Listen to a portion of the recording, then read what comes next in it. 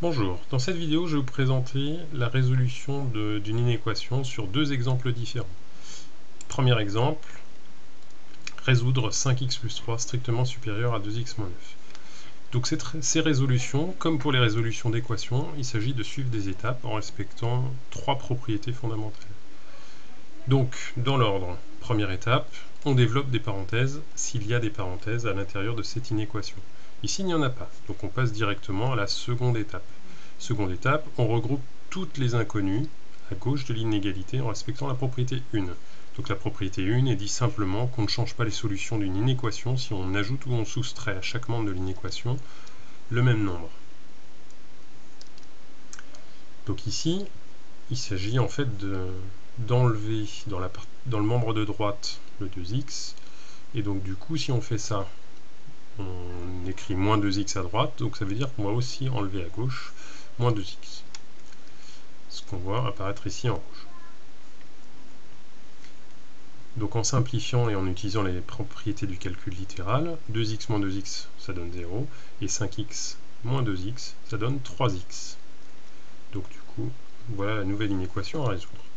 L'étape 2 étant terminée, on passe à l'étape numéro 3, qui dit qu'on va regrouper tous les nombres dans le membre de droite en respectant de nouveau la propriété 1.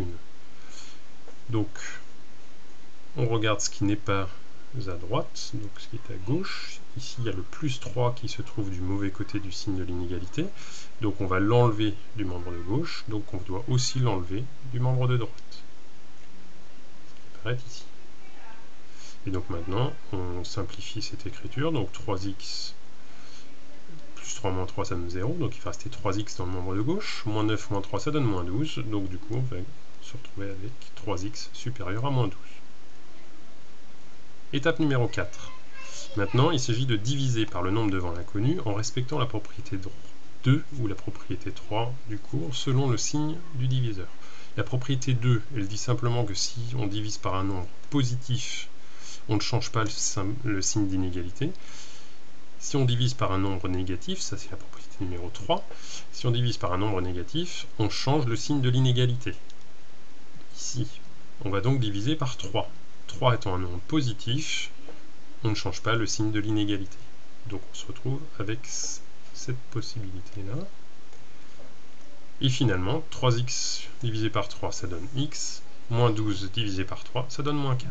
Donc ça signifie que cette inéquation-là est respectée pour tous les nombres x plus grands que moins 4.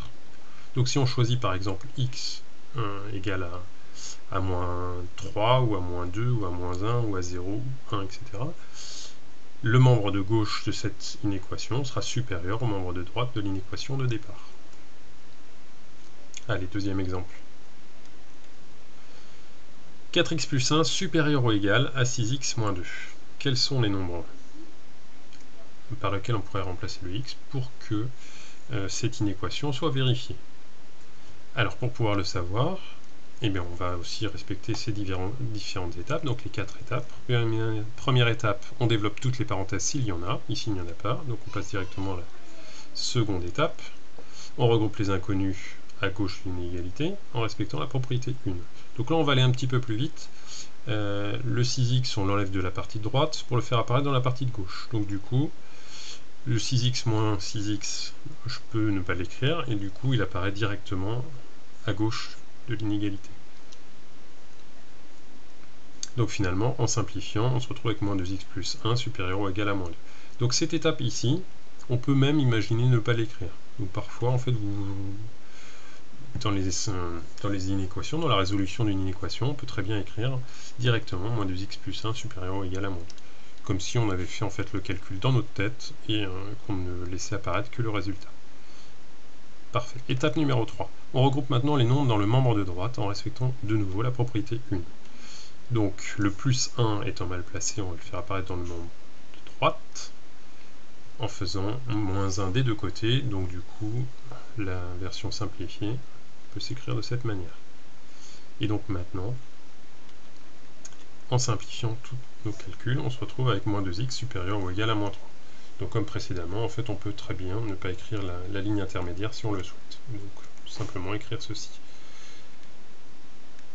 Étape numéro 4, on divise maintenant par le nombre devant l'inconnu en respectant la propriété 2 ou la propriété 3 selon le signe du diviseur. Donc ici, le nombre situé devant l'inconnu, c'est moins 2. Moins 2 est un nombre négatif. Donc du coup, si on divise par moins 2, on respecte la propriété numéro 3, on change le signe de l'inégalité. Donc on se retrouve avec moins 2x divisé par moins 2, inférieur ou égal à moins 3 divisé par moins 2. Donc là, on voit bien que le symbole d'inégalité, de supérieur ou égal, est devenu inférieur ou égal. Donc on a simplement changé le sens de l'inégalité.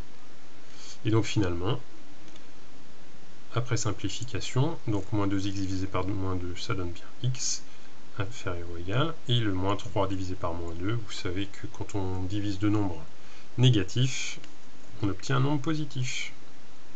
Donc finalement, ça signifie que pour tous les nombres inférieurs ou égal à 3/2, l'inéquation ici, donc le membre de gauche, sera supérieur au membre de droite. Donc on peut essayer un nombre plus petit que 3/2, par exemple 0. 0 est plus petit que 3/2. 4 fois 0 plus 1, ça donne 1 pour le membre de gauche. Et pour le membre de droite, 6 fois 0 moins 2, ça donne moins 2. Et 1 est bien supérieur ou égal à moins 2. Donc ça a l'air de fonctionner avec 0. On pourrait essayer avec d'autres nombres, mais ça fonctionne de toute manière.